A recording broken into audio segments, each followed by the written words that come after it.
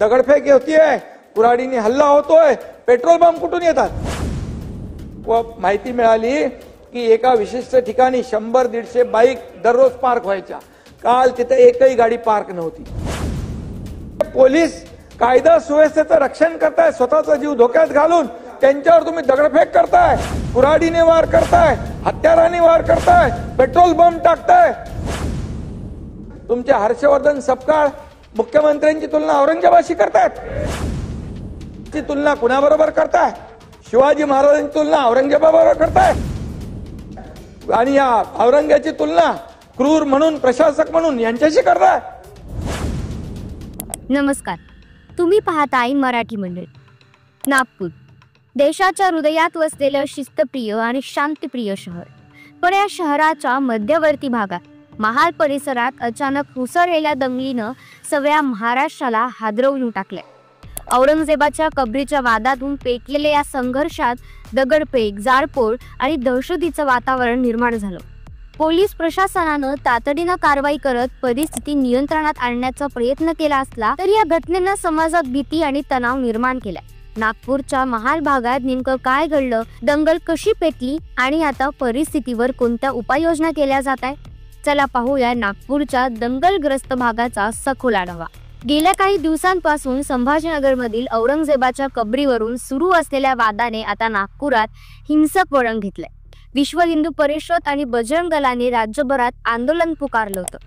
नागपूरमध्ये सकाळी आंदोलन शांतीत पार पडलं, मात्र संध्याकाळी महाल परिसरात अचानक दोन्ही गट आमने सामने आले. तिथे दगडफेक झाली, जाळपोळ झाली आणि वातावरण तंग झालं. अग्निशमन दलाच्या जवानांवरही हल्ला करण्यात आला. यात 8 ते 10 पोलीस आणि 4 अग्निशमन जवान जखमी झाले. परिस्थिती इतकी आता बाहेर गेली की पोलिसांना अश्रुधाराच्या नळकांडा फोडाव्या लागल्या आणि लाठीचार्ज करावा लागला. घटनेनंतर पोलिसांनी तात्काळ रात्रभर कोम्बिंग ऑपरेशन केलं. यामध्ये आतापर्यंत 80 जणांना अटक करण्यात आली. सीसीटीव्ही फुटेज, मोबाईल लोकेशनच्या आधारे संशयितांचा शोध घेतला जात आहे. सोशल मीडियावर आक्षेपार्ह मजकूर पोस्ट करणाऱ्या 55 अकाउंट्सवर पोलिसांचं लक्ष आहे. दंगलखोरांना अजिबात पाठीशी घालणार नाही अशी भूमिका पोलिसांनी घेतली. सोशल मीडियावरून अफवा पसरवून समाजात ते निर्माण केल्याचं समोर आलंय. व्हॉट्सअप, फेसबुक आणि इंस्टाग्रामवरून खोटी माहिती, व्हिडिओ शेअर केल्यामुळे परिस्थितीची घडी. सायबर पोलिसांचं विशेष पथक अफवा पसरवणाऱ्यांचा शोध घेत आहे. परिस्थिती हाताळण्यासाठी महालसह नागपूरच्या 11 भागात जमावबंदी लागू करण्यात येईल. कोतवाई, गणेशपेठ, पाचपावली, तहसील, लकडगत, शांतीनगर, सक्करदरा, नंदनवन, यशोधरानगर आणि कपिलनगरमध्ये जमावबंदी. महाल भागात इंटरनेट सेवाही बंद करण्यात आली. नागपूरचे आमदार प्रवीण दत्ते यांनी बाहेरून आलेल्या लोकांनी हिंसाचार केला असा आरोप केलाय. नागपूरचे पालकमंत्री चंद्रशेखर बावनकुळे यांनी नागपूरकरांना शांतता राखण्याचे आवाहन केले, तर गृहराज्यमंत्री योगेश कदम यांनी अफवांना बळी न पडण्याचे आवाहन करत नागरिकांनी संयम बाळगावा असं सांगितले. मुख्यमंत्री देवेंद्र फडणवीस यांनी तात्काळ आढावा बैठक घेतली. नागपूर हे शांतिप्रिय शहर आहे. नागपूरची परंपरा टिकवावी, अफवावर विश्वास ठेवू नका असं आवाहन त्यांनी केले.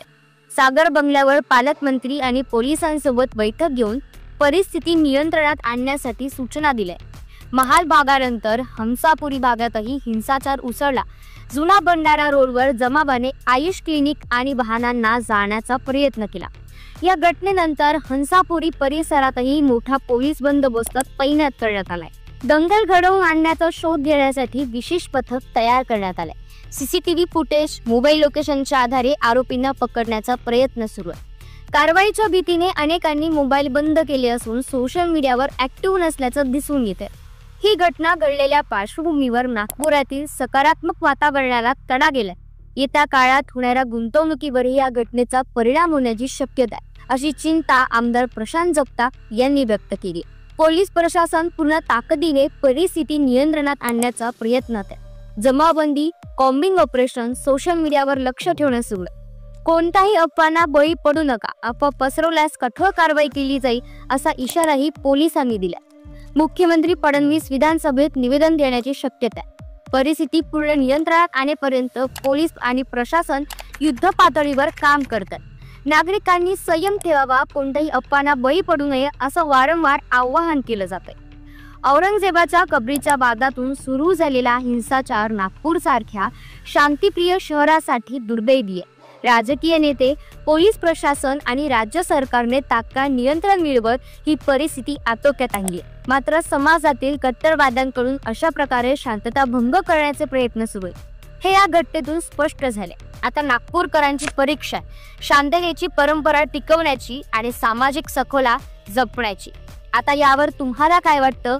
तुमचं मत आम्हाला कमेंट करून नक्की सांगा. आणि व्हिडिओ आवडला असेल तर नक्की लाईक, शेअर करा. आणि मराठी मंडळीवर नवीन असाल तर चॅनलला सबस्क्राईब करायला अजिबात विसरू नका. धन्यवाद.